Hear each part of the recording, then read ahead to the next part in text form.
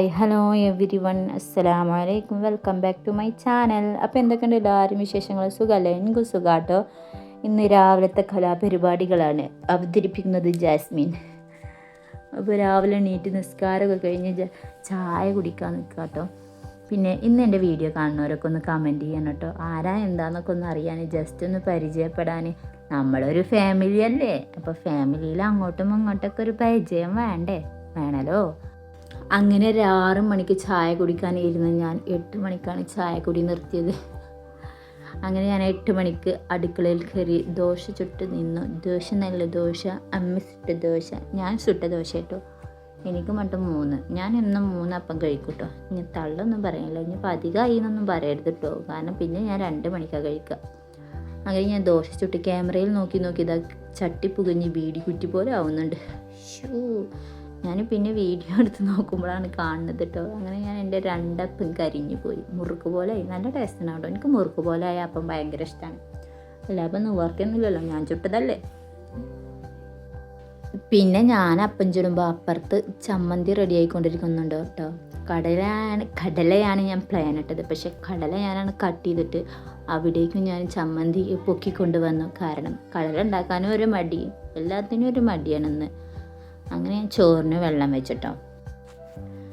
ചോറിന് വെള്ളം വെക്കൽ കഴിഞ്ഞാൽ പിന്നെ ചായ കുടിക്കാൻ പോയിട്ട് ഞാൻ ചായ കുടി കഴിഞ്ഞ് അനുവിനെ സ്കൂളിലേക്കൊരു ടാറ്റ ബൈ ബൈ പറഞ്ഞ് അയക്കലുണ്ട്. അതാണ് ലൈഫിലെ ഏറ്റവും ടാസ്ക് പിടിച്ചൊരു പണി. ഇങ്ങോട്ട് വാടാ, ഞാൻ വരില്ല, ആ ലുക്കിൽ അവൻ അവിടെ ഇരിക്കും കേട്ടോ. പിന്നെ അതിൻ്റെ ഇടയിൽ ഞാൻ അങ്ങനെ കുറച്ച് പാത്രങ്ങളൊക്കെ കഴുകി വെച്ചിട്ടോ. വെച്ചതും വിളമ്പിയതും കഴിച്ചതും എല്ലാം കൂടെ കഴുകി വെച്ചാൽ പിന്നെ അതുണ്ടാവില്ലല്ലോ എന്നൊന്നൊക്കെ കരുതി. പിന്നെ ഒന്നൊക്കെയപ്പോൾ പിന്നെ ഉണ്ടായിരുന്നു. അങ്ങനെ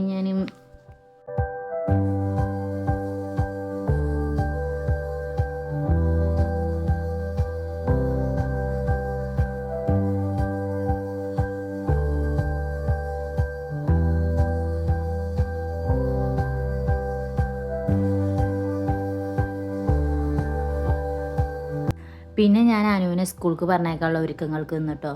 അവനെ സ്കൂൾക്ക് പറഞ്ഞേക്കാന്ന് വെച്ച് കഴിഞ്ഞാൽ ഒരു ടാസ്ക്കാണ്. ഞാനും അങ്ങനെയൊക്കെ തന്നെയാണ്. ഞാൻ ഓന് 9:45 പോകണമെന്നുണ്ടെങ്കിൽ ഒരു 9:30ക്കാണ് ഞാൻ അയൺ ചെയ്യാൻ നിൽക്കുക. പിന്നെ കൂട്ടാൻ വെക്കൽ, അവനക്ക് പോകാനുള്ള വെള്ളം ഒക്കെ റെഡിയാക്കൽ ചെടപ്പെടാ ചെയ്യും കേട്ടോ.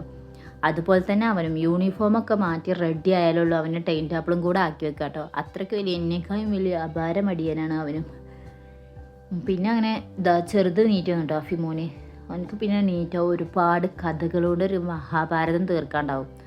അങ്ങനെ ഞാൻ അവനെ പല്ല് തേക്കാൻ കൊണ്ടുപോയി. പിന്നെ അവനക്ക് ചായയും കടിയും കൊടുക്കൽ, അങ്ങനെയൊക്കെ. അങ്ങനെ അവൻ്റെ കുറച്ച് കാര്യങ്ങൾ ചെയ്തിട്ടാണ് പിന്നെ അനുവിൻ്റെ കാര്യങ്ങൾക്ക് കിടക്കുക. അധികവും അങ്ങനെ തന്നെ. ആ നേരത്താണ് അവൻ നീക്കുക കേട്ടോ. അവനക്ക് ചായ കൊടുക്കായിരുന്നു. പുട്ടും കടലയും അപ്പമൊക്കെ ആണെങ്കിൽ ഞാൻ വാരി കൊടുക്കണം. പൊറാട്ടയും ബിരിയാണിയൊക്കെ ആണെങ്കിൽ അവൻ ഒറ്റയ്ക്ക് കഴിക്കും.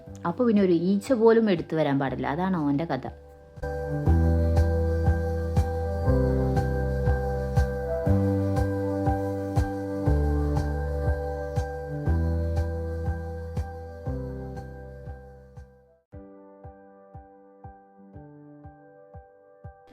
അങ്ങനെ സ്കൂൾക്ക് പോകാൻ ആനുട്ടി റെഡി ആയിട്ടോ കണ്ടോ.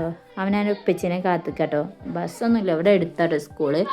ഞാനങ്ങോട്ട് ആക്കി കൊടുക്കലാണ്. ഇന്നിപ്പോൾ അവൻ്റെ ഉപ്പച്ചിണ്ട് ഇവിടെ. ഒരാൾ റെഡിയായി ആക്കി കൊടുക്കാൻ നിൽക്കുകയായിരുന്നു കേട്ടോ. പക്ഷേ പിന്നെ അവൻ്റെ ഉപ്പ ആക്കി കൊടുക്കാൻ വിചാരിച്ചു. അങ്ങനെ അവനൊന്നും വണ്ടിമൊന്ന് എക്സസൈസ് ചെയ്ത് നോക്കി. ഇത് കൊലുങ്ങുന്നുണ്ടോ, അതാ കയറി പോകട്ടോ. ടാറ്റ ബൈ ബൈ സലാമൊക്കെ പറഞ്ഞിട്ടോ അവൻ പോവുക. അങ്ങനെ ഞാൻ എൻ്റെ ആടുകളുടെ വേദിയിലേക്ക് കടന്നു. ഞാൻ കൂട് റെഡിയാക്കൽ, അവർക്ക് വെള്ളം കൊടുക്കൽ, വീട്ടിലത്തെ പണി, അങ്ങനെയൊക്കെയാണ് ഇനി അടുത്തുള്ള സ്റ്റെപ്പുകൾ. അപ്പോൾ ടാറ്റ bye bye, see you. Subscribe ചെയ്യാനും ഷെയർ ചെയ്യാനും കമൻറ്റ് ചെയ്യാനും മറക്കണം.